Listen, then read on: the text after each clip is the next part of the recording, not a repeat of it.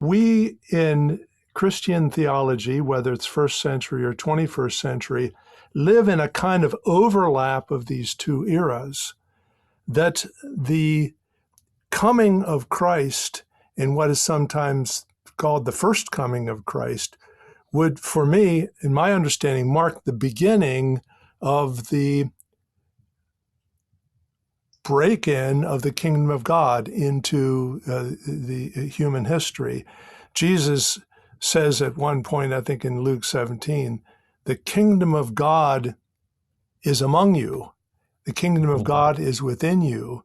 Or in the Gospel of Mark, Jesus comes preaching, saying, the kingdom of God has come near, or the kingdom of God is at hand, would be a way to translate it. In other words, my understanding of eschatology would be that kingdom is already taking shape among those who confess Jesus as Lord. But the old part of history, the time of evil and suffering and oppression, is still with us. Look at Gaza. The horrors of war and empire are still there.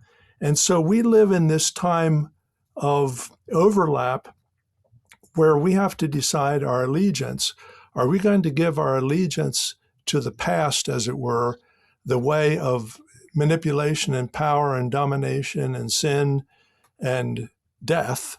Or are we going to align ourselves with the kingdom of God, which Jesus announces and perhaps gives a constitution for in the Sermon on the Mount and in all of his teaching?